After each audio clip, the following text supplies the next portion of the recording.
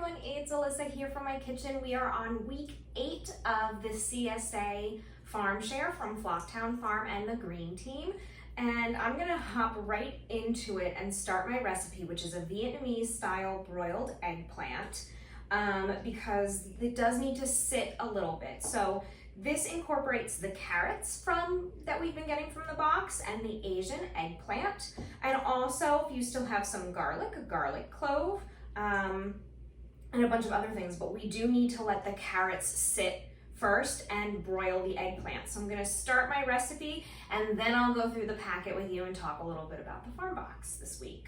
Okay, so the first thing I'm going to do is grab the grater on my counter and get started with my carrots.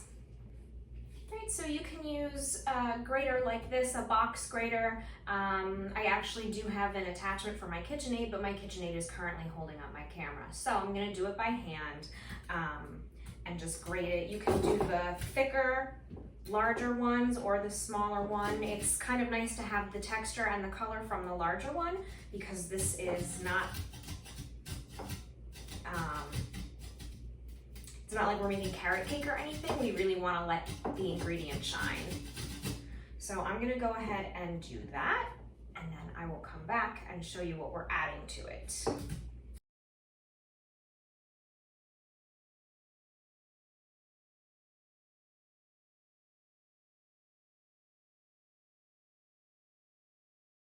All right, so I have a decent amount of these carrots grated for just me. It's really just one medium carrot.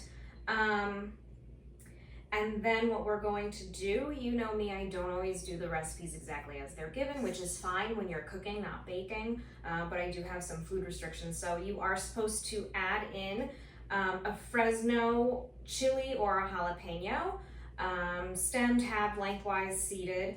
I can't eat those. And then 2 tablespoons of lime juice. I don't have any lime juice, I do have lemon juice. Use lime juice if you have it because the flavor is different. It's a little more fragrant and that will play really nicely with the other flavor that we're going to add, not quite yet, but fish sauce. If you've watched my videos before, you know I'm always trying to convince you not to be scared of fish sauce because the flavor that it adds is actually amazing. So unless you can't eat it due to something like allergies, you really should try it. It is very fragrant, it adds a lot of umami, and you don't even need to add a lot. Don't be weirded out by it, but the lime juice is really good with the fish sauce. So we're stirring together the carrot, chilies, your lime juice, some garlic, and salt and pepper. So we're gonna let the acid help to break down the carrots. I don't have any more garlic cloves, so I'm using granulated garlic, which is fine. It's better to do it fresh, but this is also nice because I don't like uncooked garlic. It's just like, you know. All right, so I'm gonna add in some pepper.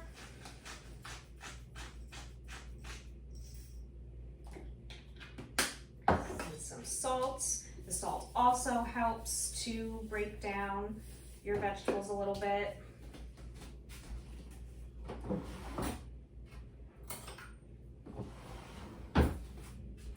Right, so I'm not adding the fish sauce yet. I'm just gonna stir this up. And we're going to set this aside to sit and let all of these flavors marinate. I need a little more juice.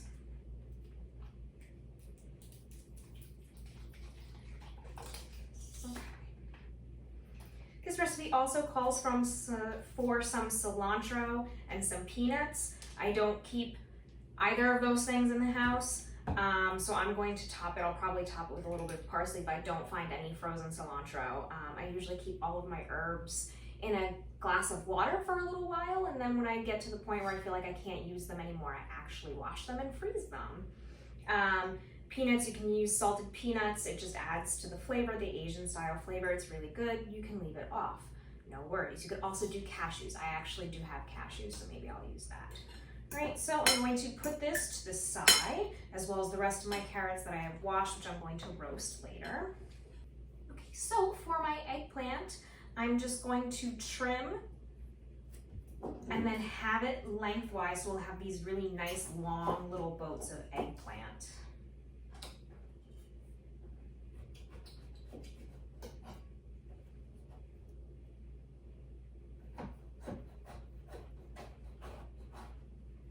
So this recipe says here we're not using the regular globe or Italian style eggplant because typically it's just more seedy, it says. This is a nicer eggplant to use for these kinds of recipes. I don't really know if there's much of a flavor difference, but I guess there is a bit of a texture difference. And the seeds are, you know, it looks like there's a lot of seeds in here, but they're smaller, and I guess they're probably less bitter. I'm not really sure.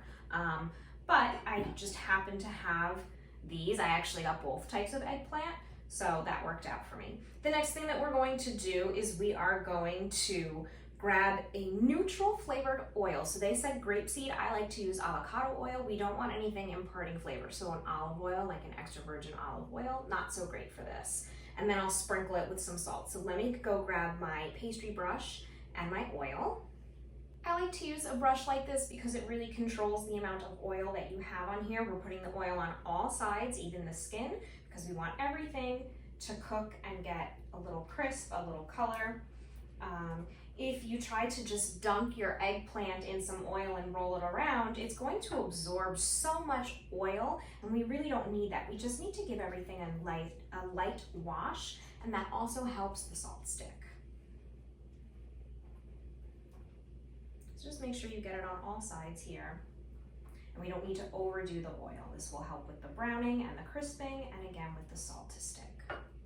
And this is a really simple recipe, and I like that we are using the broiler because then it's quick and your oven is not on for a long time and it's not preheating for a long time on these very hot days like we have been having the last few weeks.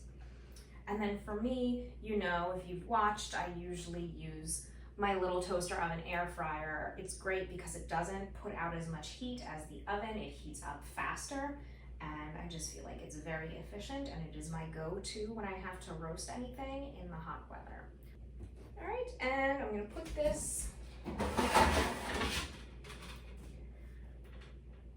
right onto, you can do the air fryer basket like I have if your broiler is also an air fryer. That way all of the sides get really crispy. You could do your baking sheet. You could also do those elevated baking sheets where you have a rack on top of it. And this goes into broil for, it says 8 to 10 minutes until well charred and a skewer inserted through the thickest parts or a fork meets no resistance. You may wish to rotate the baking sheet halfway. You may have some hot spots or where the broiler elements are. You want to toss that around. So I'm going to put that in, and then I'll wash my hands, and then I will finally go ahead and talk you through all the recipes that I have this week for you. Okay, so for week 8, we have a variety of awesome things. Cantaloupe, I can't wait to have that later for dessert. We're seeing our heirloom tomatoes pop up. The store also had cherry tomatoes. We still have some herbs coming around, scallions, onions, beets. So there's a lot of good stuff. I think there was still some greens like cabbage in there right now, even though it's really hot. We'll see greens come back later on. So the recipes that I have this week, so that last one was the Vietnamese style broiled eggplant. That is from Milk Street Vegetables by Christopher Kimball. Another one that I have, this is from Genius Recipes, and it is the balsamic glazed beets and greens. So for that you use a red onion, beets with the tops. So for the most part, they're still coming with the greens on them, so definitely use the greens. You want to make sure it's scrubbed, trimmed, and cut into wedges, and then chop your greens nicely. Balsamic vinegar, unsalted butter or extra virgin olive oil, 2 sprigs of fresh tarragon. You can use dried if you need to, and of course salt and pepper. So that's just like a really nice, easy one. Roasted beets are delightful. They are sweet. They are wonderful, and the acidity from the balsamic vinegar, but also vinegar gets a little sweet too. Really nice with the beets and the greens, the bitterness from the greens. The next recipe is for our heirloom tomatoes and basil. This is an heirloom tomato salad from the cookbook Flavor Walla, and it's actually got like a decent amount of ingredients because otherwise, you know what? I would just say, okay, should I just do olive oil, salt, pepper, and my tomato? No, you know what? You can add a lot of flavor to showcase these beautiful tomatoes.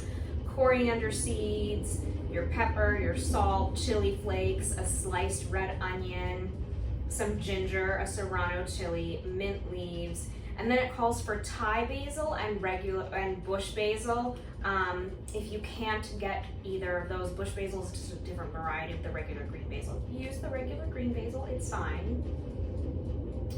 A little bit of sugar, just a pinch, extra virgin olive oil, some balsamic vinegar, and then it calls for fennel pollen, but I've left a little note on the front page that if you can't get fennel pollen, most of us don't have it, you could find it in a specialty store, but you can use fennel seeds, which are a lot easier to find. You're just using a little bit, but this is a very well-balanced recipe where all of the flavors will play off of each other and enhance each other. So you've got these beautiful sweet and acidic tomatoes, you've got sweetness from the basil, you've got that fennel flavor, the vinegar acidity, a little bit of heat from the chili flakes, that bite from the red onion, warmth from the chili and the ginger, and it all plays together really, really well. And then that burst of little, like that fresh flavor from the mint.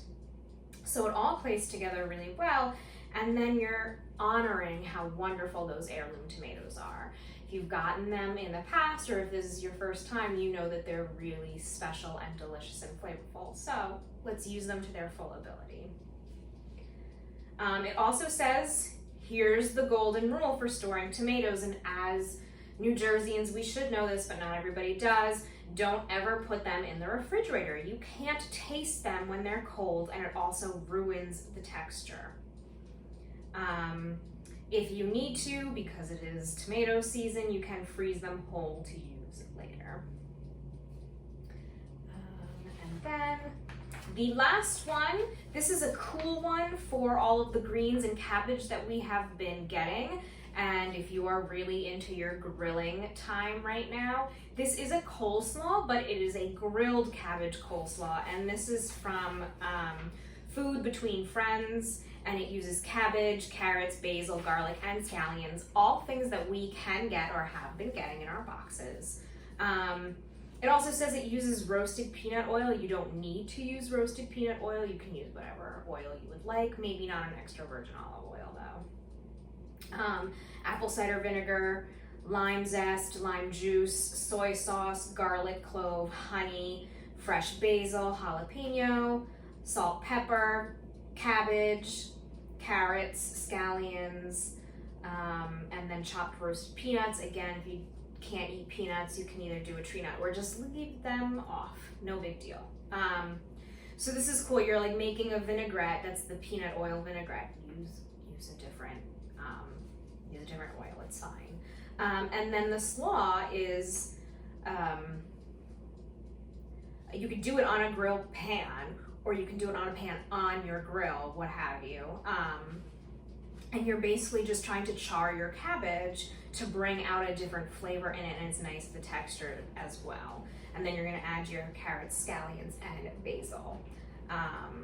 It just started pouring, which is delightful. I hope that some of the humidity breaks. And your scallions.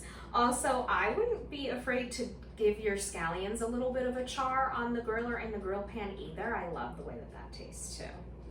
Serve warm or cold, and then top with roasted peanuts just before serving so that they don't get funny. So those are the recipes from this week. There are a lot of really good things coming in the box. Don't forget to explore. There's also the add-on store that doesn't go for points, but the add-on store has some cool things, like a lot of people have been getting popcorn, cheese, sausage, their protein, their meat. I got a really delicious orange and cardamom marmalade last week, which was wonderful.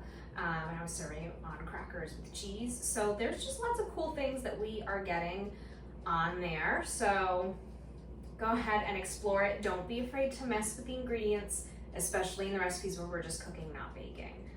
Speaking of all the carrots that I have to roast, I am going to eventually do there's a great like breakfast carrot cake recipe that I have sitting on my desk waiting for the right moment. Just doesn't feel so appropriate when it's this hot and sunny out as it has been. Let me check on my eggplant and give it a little spin, see how the edges are doing, and then I will come back when they are broiled, crisp, and tender. Okay, so I'm just working on my carrots, which is entirely separate. I am working with the recipe, which I love. This was from a week or two ago. This is the cumin spiced carrots from the Feel Good Foodie cookbook, which is literally just carrots, salt, pepper, oil, cumin. You roast it, and then when it's all done, you toss it in some lemon juice for some brightness against all that earthiness, and it's really good, and it's a good go-to. I have so many carrots right now that what I'm actually going to do is I'm gonna roast it and then toss it in the freezer, and then so anytime I want some quick roasted carrots, they're already done. So I'm working on that.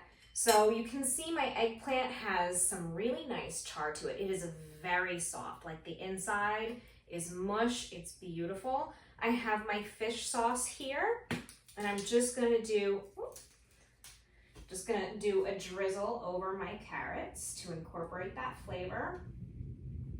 Such a good umami flavor. It really, really adds something. If you ever made anything that calls for it and you also like to eat it like I do, you know that without it, it just doesn't work. It really adds the right dimension of flavor, and it adds depth. And sometimes you're making a recipe and you say, no, it needs a little something, like a Thai recipe or something like that. Say, no, it needs a little something, but I don't want to put the fish sauce in. The fish sauce is always the thing that it's missing. Okay, so this is really simple.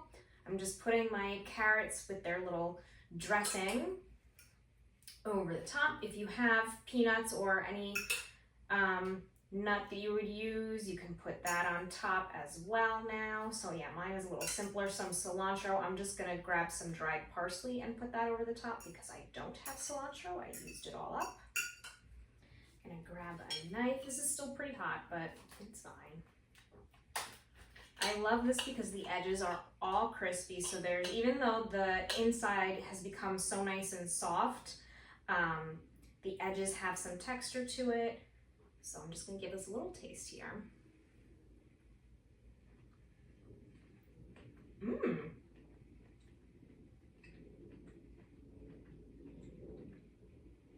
It's really interesting because the eggplant is such a subtle flavor, such a mild flavor on its own, and the carrots are really earthy, but we have all that acid from your lemon or lime juice, and you have sort of like a little bit of that umami funk from the fish sauce, and it's a combination that I wasn't sure what it would taste like, but it's really explosive and very bright and flavorful, but it's also got that hearty feeling from the carrots and the eggplant. And I really like the texture of the broiled eggplant as well. Yeah, I actually really like the eggplant prepared this way with the broil. You can hear that my edges are crisp. It really does feel like the insides have been pureed, which is nice. And again, it's another nice thing about the size and shape of these Asian eggplant is that they will get that way faster, rather than if you're cutting the Italian eggplant, it's not gonna happen the same way. These are nice and skinny, so it'll happen really, really quickly.